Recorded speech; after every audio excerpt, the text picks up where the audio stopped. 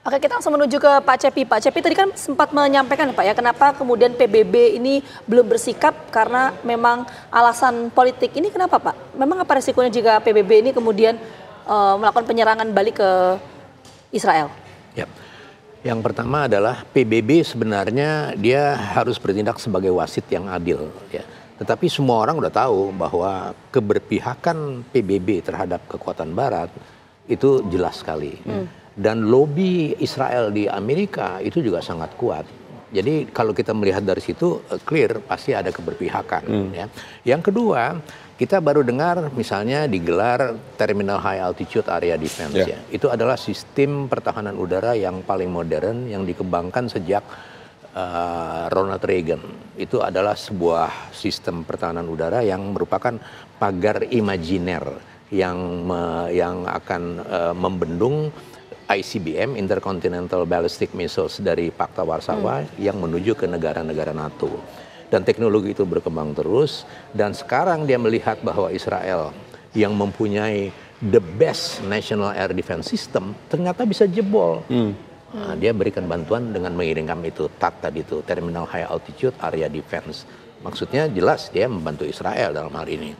Tetapi pada sisi lainnya dia juga bisa bertindak sebagai wasit. Misalnya itu berkembang ke arah yang dia tidak diinginkan ya. Kita nggak tahu bagaimana. Tapi itu potensi kemampuan dari Terminal High Altitude Area Defense itu adalah pagar imajiner terhadap peluru-peluru kendali. Baik, lalu untuk serangan Israel sendiri terhadap Lebanon ini akan jadi seperti apa? Singkat saja Pak Cepi. Ya, dia akan melihat eskalasi ancamannya. Kalau memang sudah selesai seperti di Gaza, dia selesai, dia balik sendiri. Dia akan mengikuti potensi ancaman terhadap national security Israel. Dia akan mengikuti terus. Ya, ini menarik. Kita menuju ke Pak Nasir. Kalau tadi kan Pak Nasir sempat menyampaikan ya Pak ya, bahwa kenapa kemudian ini PBB belum bersikap karena masih wait and see. Kenapa wait and see? Karena Amerika sudah langsung terlibat sekarang dengan mengirim TAD dan 100 pasukannya. Itu nggak pernah dalam sejarah Amerika langsung turun sesudah konflik Gaza pecah 20 tahun yang lalu itu. Dan ini suatu yang baru. Dan kenapa UNIFIL itu seakan-akan tidak berani membalas? Karena anggota UNIFIL itu sebagai penjaga perdamaian hanya diberikan senjata-senjata ringan untuk membela diri. Bukan untuk senjata tempur untuk menghancurkan lawan. Nggak boleh dia di situ. Jadi sudah ada pembicaraan di balik layar menurut saya. Karena ini sudah high politics yang menyangkut siapa yang akan terpilih jadi presiden di Amerika Serikat gara-gara masalah konflik ini. Jadi UNIFIL didukung oleh anggota NATO di situ. Dan mereka dibilang sabar gitu kan. Kan yang ditembak apa? Menara, kemudian jatuh. Kalau kita lihat korbannya dari Indonesia, dari Sri Lanka, dari negara lain itu kan luka-luka ringan. Nggak ada yang terbunuh. Nggak ada niat pakai sniper untuk membunuh. Nggak ada pakai misil untuk merusakkan. Itu hanya tembakan gitu ya. Menakut-nakuti.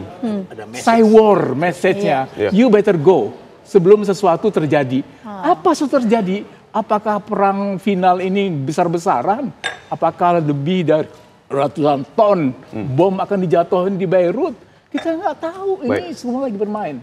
Pak Nasir, singkat. Jadi langkah tegas PBB seperti apa yang harus dilakukan? Terus mendukung perdamaian. Terus di belakang Palestina, di belakang Lebanon, pihak yang bertikai. Jangan memihak. Baik, Pak Cepi mungkin terakhir untuk PBB, apa yang harus dilakukan PBB? Harapan semua negara, sebagian besar negara di dunia tentunya PBB akan bertindak netral. Tapi harapan itu agak sulit karena sekali lagi ada keberpihakan dan yang kedua lobby Israel di Amerika itu sangat kuat. Oke, baik. Nanti kita lihat bagaimana kemudian wajah di Timur Tengah. Sekali lagi terima kasih banyak Pak Nasir dan juga Pak Cepi atas waktunya sudah bergabung sama kami di Gardu Petang. Sehat selalu semuanya.